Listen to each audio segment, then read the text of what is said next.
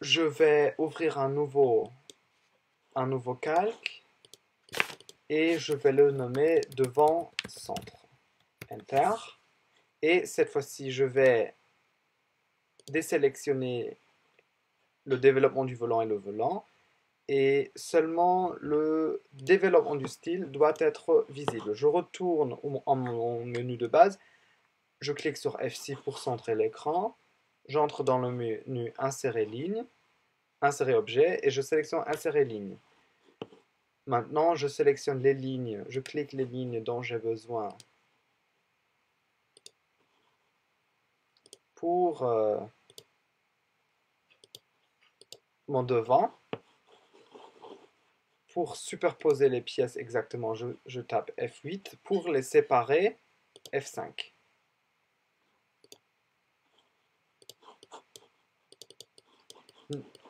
Je n'oublie pas le cran de l'emmanchure.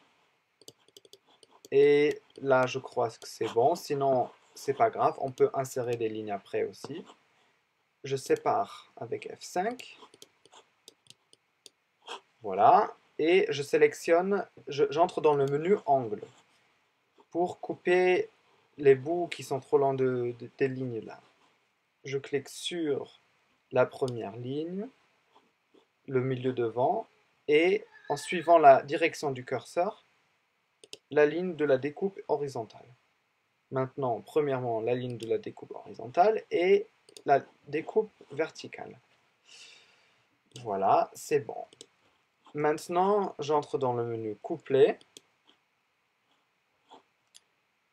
et je vais coupler la ligne de l'épaule qui est séparée, elle est segmentée. Je valide ici et je rentre au menu de base. Je sélectionne la parallèle et je vais mettre mes valeurs de couture comme d'habitude. Si jamais je veux une valeur de couture différente, pas de 100 mm, ben, je peux remorquer ici, choisir la valeur que je veux. Je peux l'entrer ici aussi, 15 mm. Et après, quand je suis content, c'est bon, je valide. Je retourne au menu de base, j'entre dans le menu Angle, je ferme mon l'ourlet, les valeurs de couture. Et par contre, ici, si on fait ça avec un angle normal, ça va poser des problèmes lors du montage. On aura besoin de cet outil ici qui va nous donner un angle droit. Un angle droit pour aider les couturiers. Pour le mettre, je suis les instructions dans cette fenêtre ici. 1, 2, 3, 4. Et je clique toujours dans la direction, en commençant par les lignes qui vont être, par les coutures qui vont être cousues en premier. Dans ce cas, je vais coudre premièrement ma découpe verticale et après seulement l'emmanchure. Donc j'ai sélectionné d'abord les lignes de la découpe verticale. Ici, on peut fermer avec un angle normal. Ici, si je fais un angle normal, ça va poser des problèmes aussi. Donc, j'annule, je sélectionne l'outil angle droit. Maintenant, je me demande, est-ce qu'on va coudre premièrement l'épaule ou l'encolure? Non, on va commencer par l'épaule. Donc, 1, 2, 3, 4. Et voilà, j'ai mon angle droit, c'est bon. Maintenant, je veux mettre le cran de l'emmanchure sur la couture côté. Je vérifie à ce que le cran droit soit sélectionné. Je clique sur placer symbole. Je sélectionne un point d'intersection. Je clique sur le cran et sur la valeur de couture sur l'extérieur de la pièce. Je sélectionne reprendre direction de base. Ça va suivre exactement la direction à ce point-ci. Et pour que le cran soit bien orienté, je clique ici dans le compas. D'ailleurs, si votre compas, si vous n'avez pas d'intervalle sélectionné ici, le compas va vous donner des numéros ça va être très difficile de trouver exactement 80 degrés. Donc, en cliquant ici, vous pouvez activer vos intervalles. Vous pouvez choisir euh, l'intervalle aussi. Moi, je vais prendre 45 degrés. Et ça va me proposer donc seulement les intervalles qui correspondent à mon choix. Quand j'ai sélectionné là, ça, je fais un clic droit pour valider, un clic droit pour sortir, parce que je veux seulement un cran, un clic droit pour retourner à la surface de travail.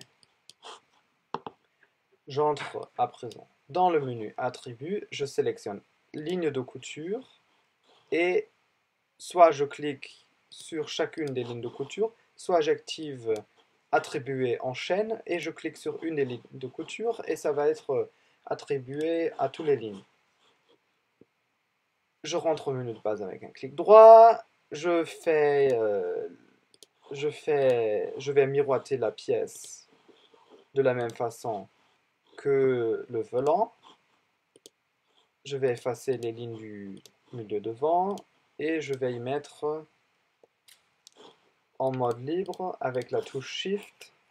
Le mode libre, c'est quand il n'y a aucune option qui est sélectionnée ici. Quand il n'y a rien, je suis dans le mode libre. Et en appuyant sur Shift, ça va sauter jusqu'au milieu devant. Je sélectionne moins 90 degrés. Et maintenant, c'est bon, j'ai pas besoin que mon droit fil soit trop lent. Je peux valider avec un clic droit. Je sors du menu interactif.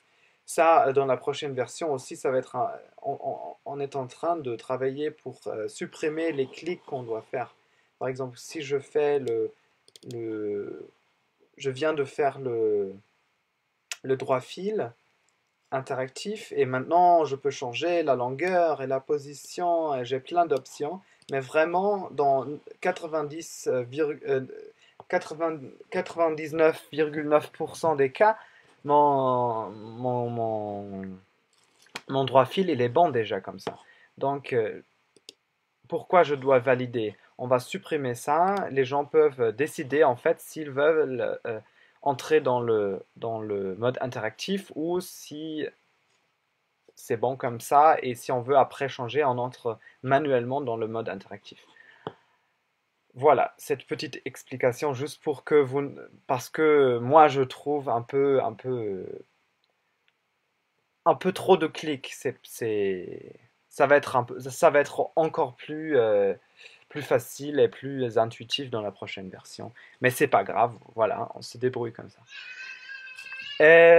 Je sélectionne le menu des textes. Je peux maintenant cliquer sur charger un texte du fichier. Je clique ici et je sélectionne standard. Voilà, c'est bon. Je l'attache avec ce point noir. Je l'attache au droit fil ou à une autre ligne intérieure. Et je sors avec un clic droit. Voilà. J'ai le devant. Je vais continuer avec le devant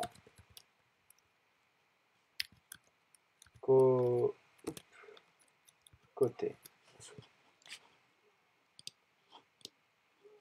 Je vais insérer les lignes du devant côté. Attention, l'emmanchure est segmentée. Je dois cliquer sur les deux lignes.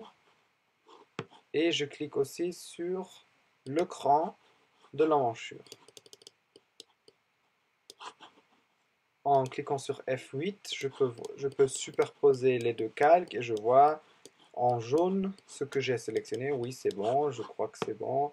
Je rentre au menu de base, je sépare les pièces, je coupe les lignes en bas avec l'angle, je vais coupler la ligne de l'emmanchure, j'y mets mes valeurs de couture,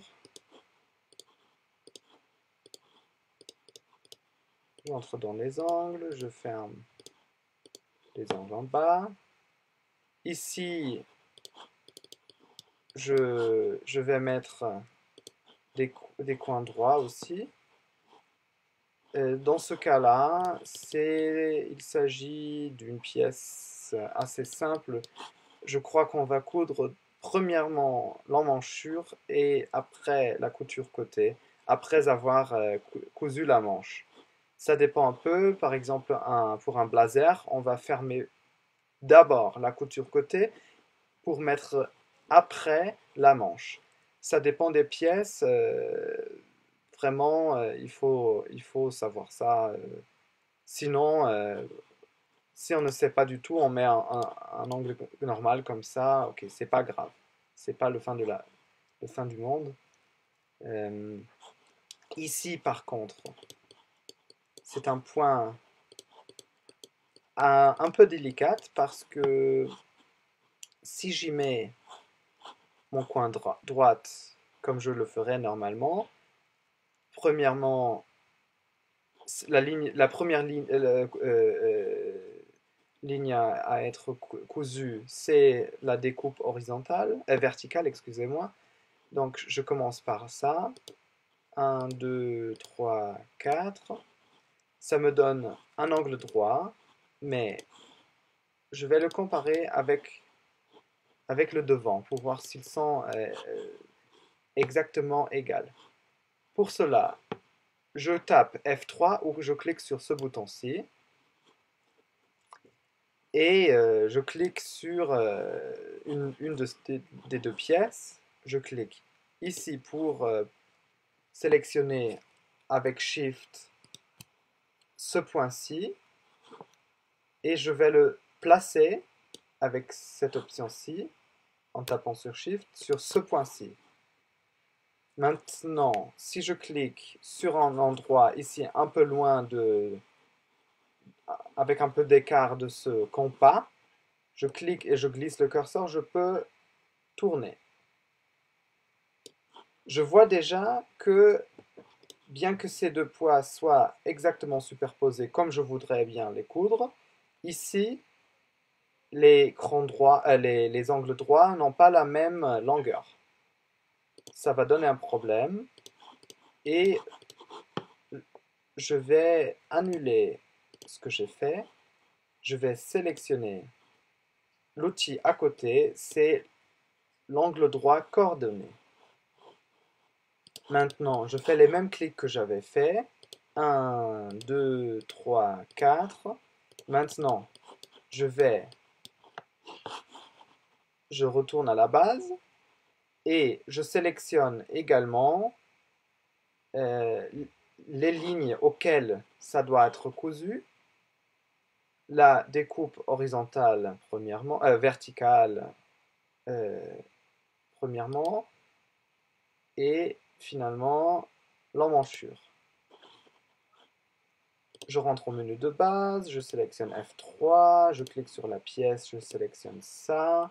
Avec Shift, je sélectionne ce point, ce point-ci. Je clique sur placer le point. Je vais sélectionner ce point-là.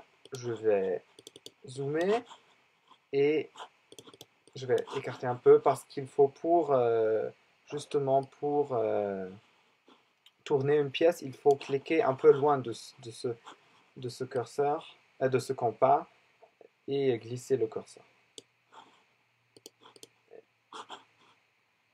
Là, ça me paraît bon. Voilà.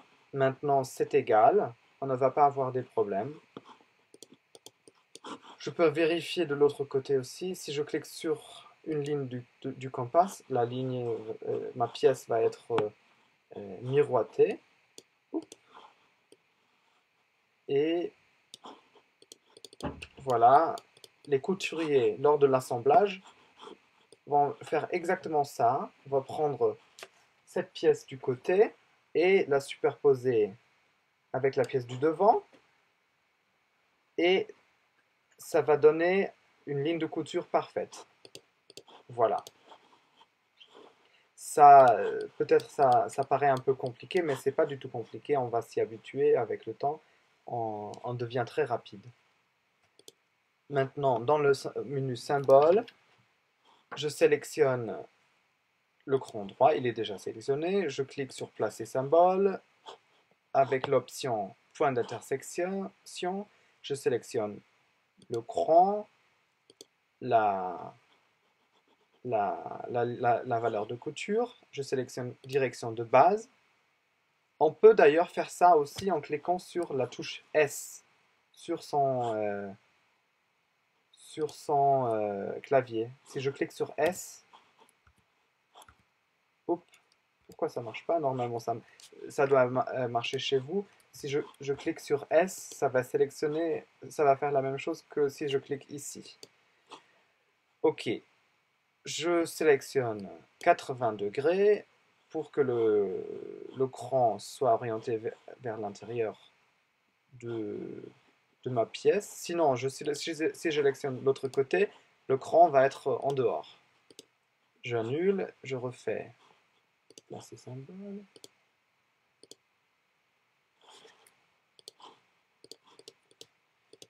Voilà, j'ai mon cran. Je sélectionne l'attribut ligne de couture. J'y mets avec le mode libre mon droit fil. Clic droit, c'est bon, je valide. Et c'est bon. Ah, le texte, juste le texte. D'ailleurs, je peux aussi, en cliquant ici, copier texte, cliquer sur un autre texte et le copier. C'est la même chose que si je le prends, si j'ouvre le fichier. Voilà. Cette pièce-là, elle est terminée et je peux continuer de la même manière pour